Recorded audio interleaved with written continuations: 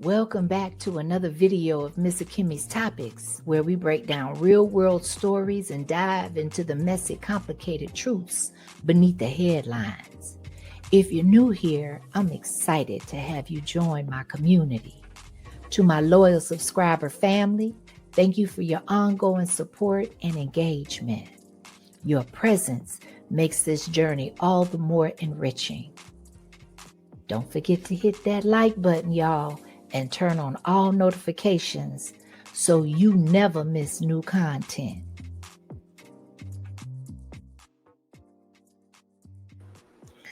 Peace and blessings. Thank you for coming in to another video.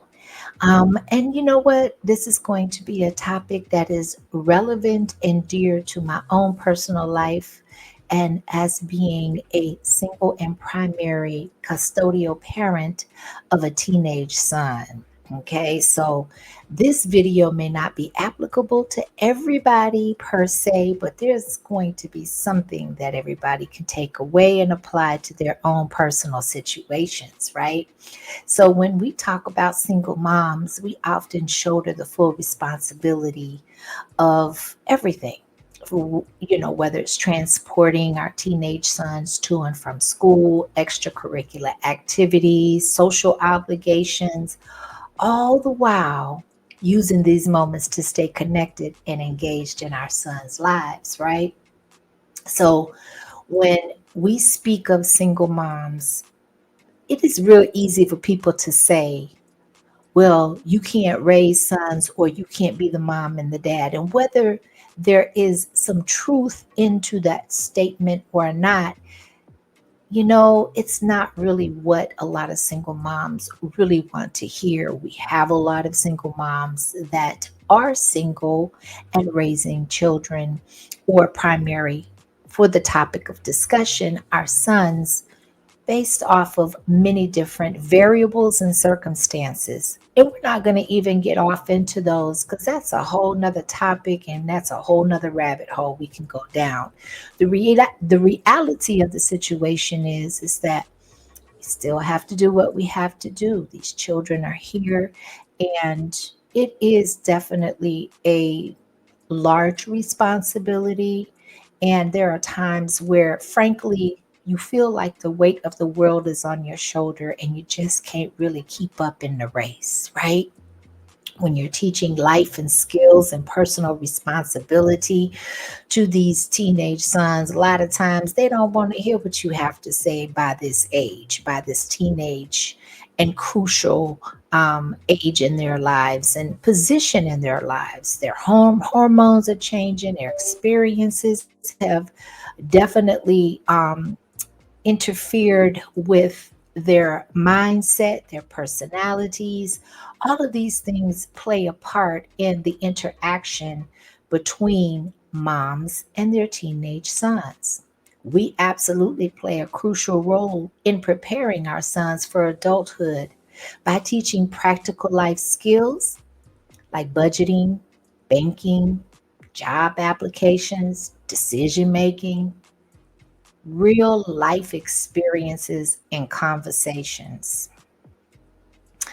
We have to cook. We got to make sure these teenage growing boys are fed, that their sustenance is supplied to match the energy, the testosterone, and the activities that they endure on a 24-hour basis. I know for my son chooses to work, go to school, as well as be in extracurricular activities and sports, programs, organizations. I love it about him. However, I will say that it requires a support system. And when that support system definitely seems slim at times, we have to definitely consider that we can't do it all. We need a village, we need a community. We need to vet that community. We need to carefully select that community. We need to make sure that those male influences in their lives, fathers biologically, or, again, coaches, teachers, mentors, pastors, whatever your lifestyle accommodates and positions for men that take an interest into our children, that care enough genuinely. You definitely have to use your discernment as well as be involved, to be in communication and to be informed at all times the nature and the depth of that mentorship, and be present. Be present as much as you can, moms, because that's important. That's my personal opinion. And that goes along with creating a safe emotional space and promoting that mentorship. It's super important for us to intentionally foster a safe space where our sons feel comfortable expressing emotions constructively. We can't wait until they become angry and then they lash out. And now they're speaking from strictly an emotional place. And depending on how that delivery is given, now we are on the defense instead of listening objectively to find a solution or to find a middle ground for some peace, right? I want to show a video and take it from a gentleman that doesn't have really a dog in the fight outside of wanting to see young men or young men develop into grown adult men with emotional intelligence and the maturity required.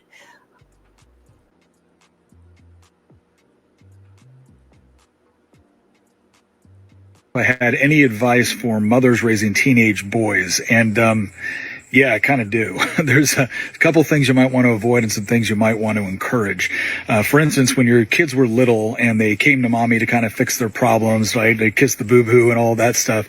That was great. And that was good things. It's as they get a little older and they become young men, though, they don't want to feel weak and vulnerable. They want to feel strong and capable. And one of the ways a mother can really foster that and call that out of her son is to do things like ask them to take on tasks for you, ask them to lift the heavy things, ask them to do projects that require physical strength because your boy wants to feel strong and capable. Also, ask them to do things like check the locks at night, or if the dog's barking, ask them to look out the window to see if everything's okay because they want to protect. And this gives them an opportunity to not only feel strong and capable, but to actually protect their mother. And in a way, thank you for all the times you protected them. Now, I believe that some can argue that this skews the fine line with, you know, the son, what is it, the son husband? I think the role of the son playing the husband or acting as the husband or being treated as a husband role.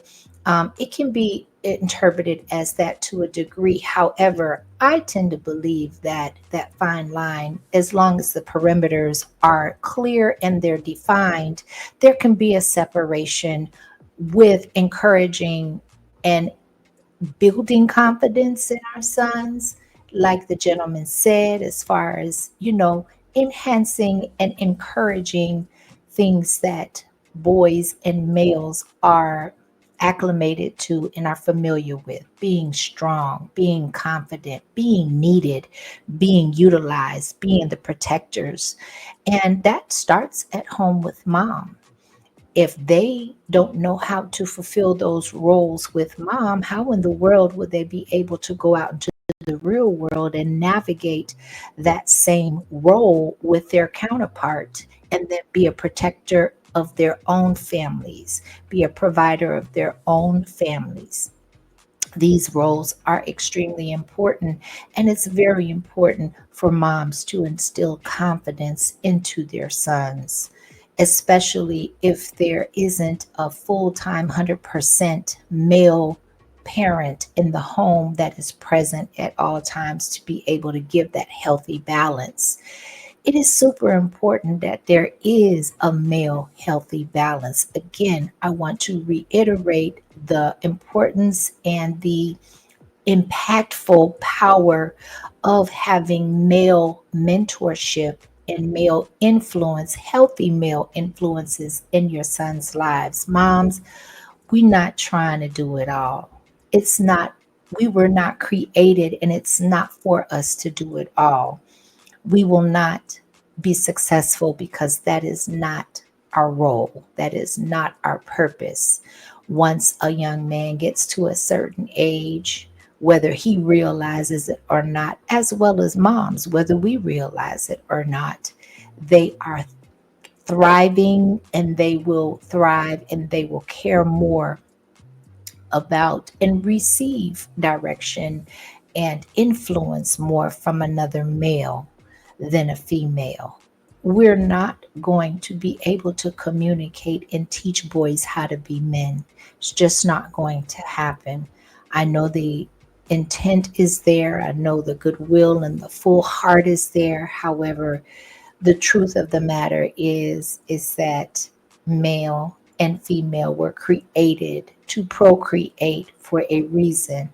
And if there isn't an imbalance on that influence for that child, there's going to be an outcome that is imbalanced, that tips the scales, right?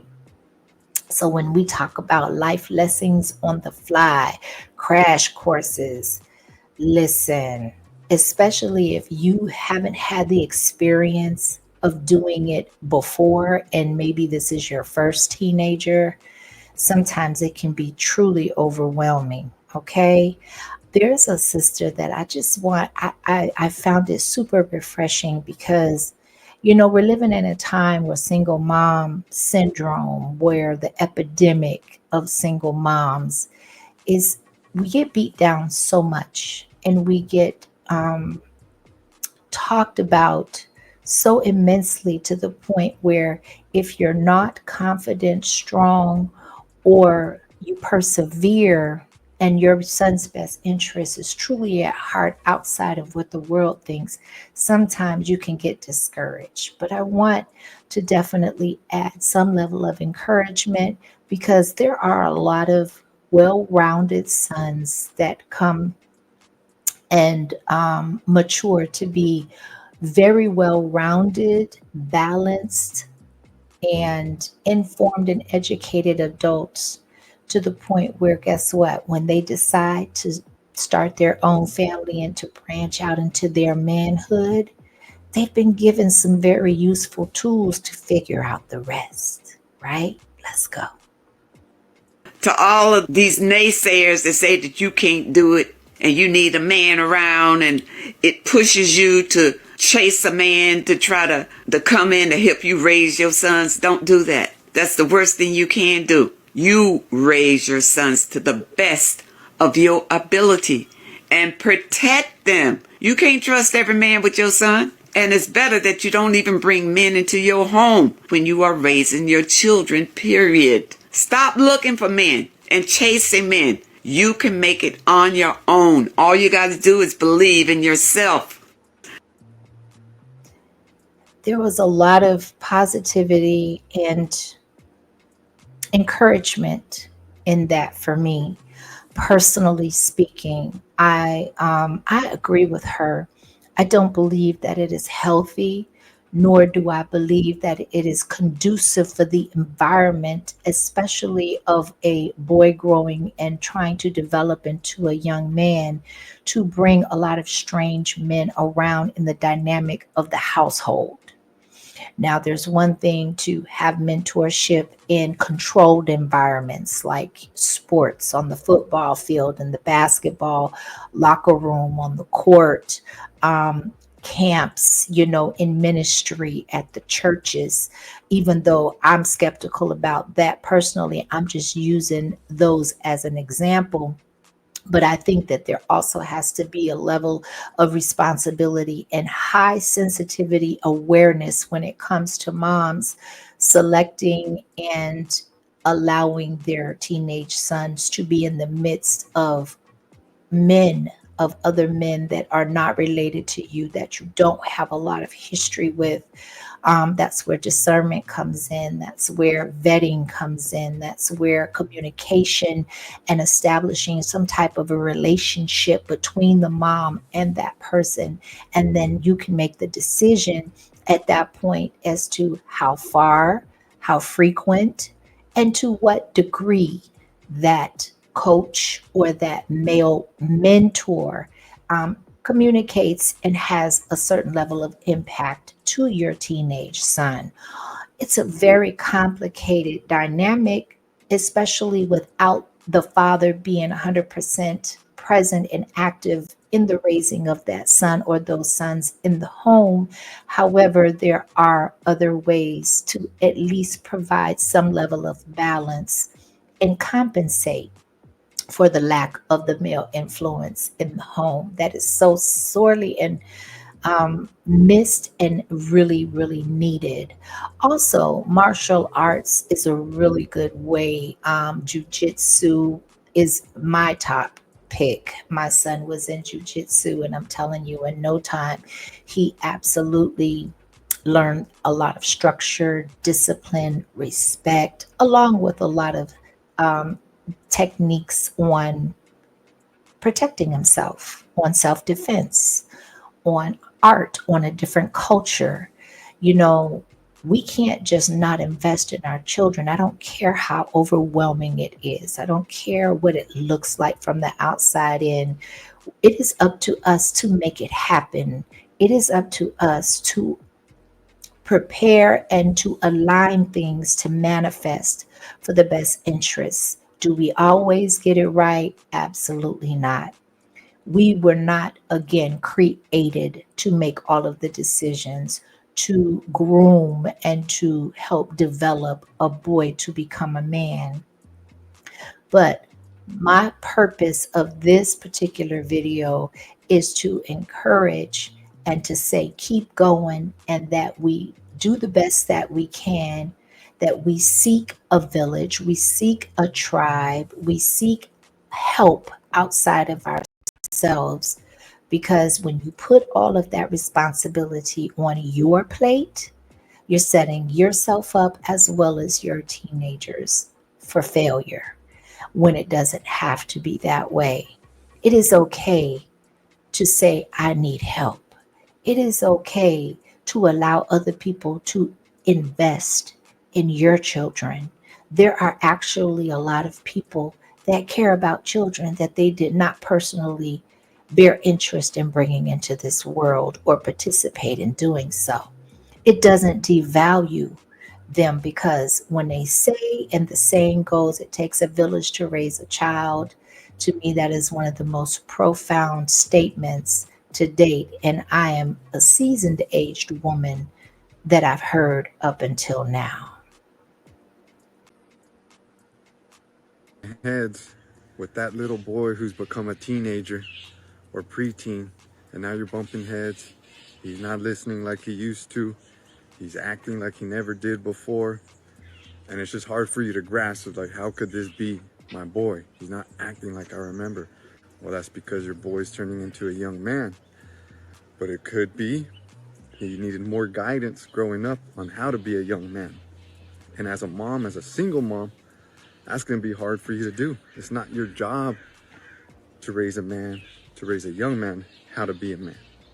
Your job to nurture them and teach them what you can. It's a team effort. And look, the best way to get through to them is when they're young. But if that's too late, the best thing you could do now is give them responsibilities and put them in situations where they could build their confidence. Again, reiterating, it takes a team, it takes multiple, it takes a village. That's the way I want to use it and say it, because it's very true. A tribal environment, people that are invested in your son or in your family members as much as you are. Listen, it is possible, it is doable, it is hard as hell, it is full of sacrifice, but it is doable. So, to all my fellow single moms out there raising future kings, you're not just holding it down, you're building it up. You're creating a legacy with every ride to practice, every late night life chat, every time you say, I love you, even when they roll their eyes and they don't reciprocate it in kind. You're not alone in this jungle. You're strong, you're intentional, and you're doing better than you think you are. Just remember, it's not about being perfect, it's about doing the best that you can. And that, my sister, is more than enough. If this resonated with you, share this with another mom who needs a reminder that she is doing the work that matters. Until next time, keep showing up, keep loving hard, and don't forget to pour back into yourself too. We can't lose ourselves trying to build up other people, even if they are our kids. Until next time, peace and blessings.